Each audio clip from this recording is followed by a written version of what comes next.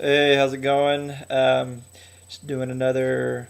I don't even know what to call this. I think I'm gonna try to call it like midweek recap. If you have a better name, let me know because I really don't have one. So, anyway, I think I'm gonna kind of move over a little bit. I got this lamp thing right here above my head. Kind of got the little halo effect going, like I'm angelic, which I am, but that's weird. So, I'm just gonna move over a little bit here. There we go. It's a little better.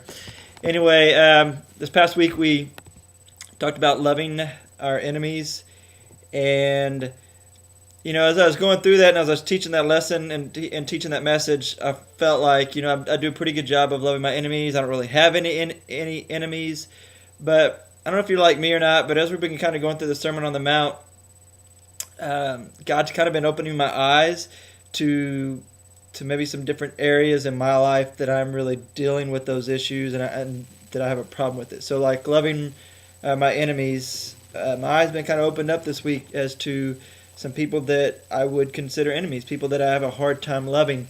One area that my eyes were kind of opened up to was, the my daughter has or had a boyfriend. At the time when when they were going out, I considered him an enemy, and really did not like the kid, just simply because he's dating my daughter, and I'm thinking the worst of him. I'm thinking the worst of what's going through his head and what he's wanting to do with my daughter and all these different things, and so it just every time he was in the room, just had a dislike for the guy, and right or wrong, it was wrong for me to have that to feel that way towards him. So I considered him an enemy, and even now, they're still friends, but I don't want them to go out. I don't want them to date or anything like that, and so I have to be careful of that, and so that's an area of my life that I'm working on and trying to show love, even to this kid, this guy who used to date my daughter and possibly may in the future, and there's going to be other guys to come in the future, and that's something that I've got to work on and deal with, and it's going to be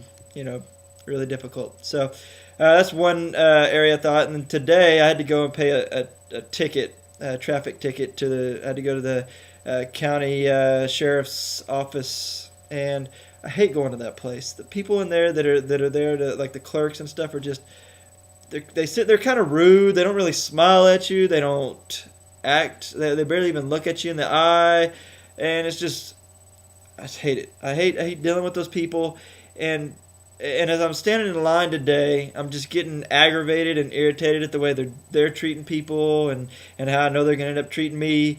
And then I remembered what I talked about. I remembered what Jesus taught. Love your enemies. And so I said, I can't make these people an enemy of mine. I've got to show them love. And so I did my best as this lady was helping me, and I was tried to be real kind and real nice and friendly towards her.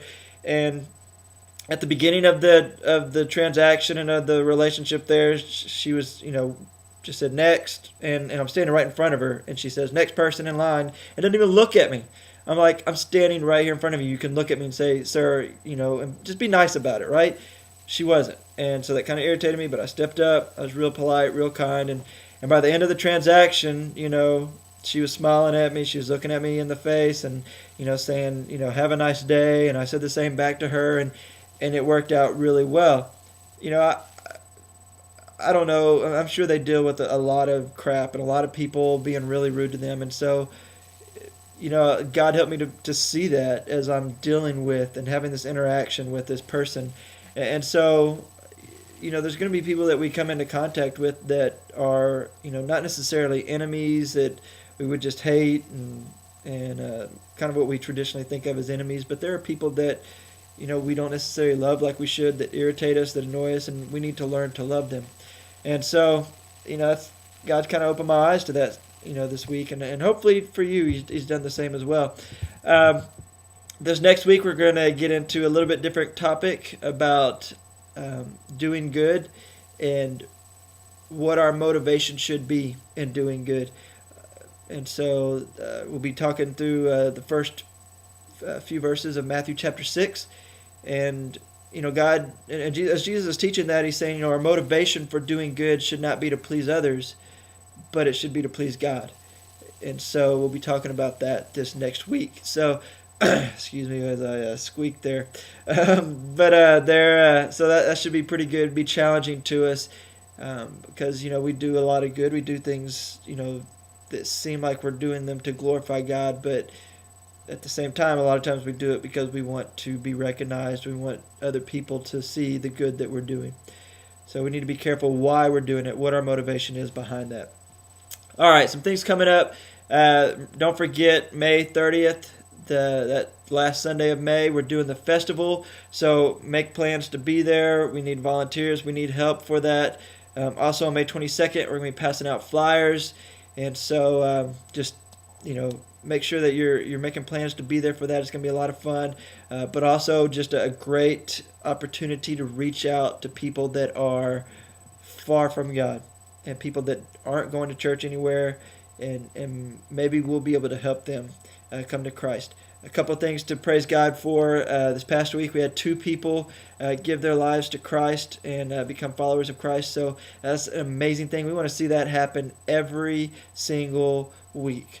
And so if we're inviting people that are unchurched, inviting people that don't have a relationship with Christ, then there's an opportunity for that to happen every week. And so be praying for that. Be finding, seeking out people that you can invite, that you can bring with you to church. And let's just continue to be obedient to God as He's leading us. So I look forward to seeing you this week, and may you have a wonderful rest of the week.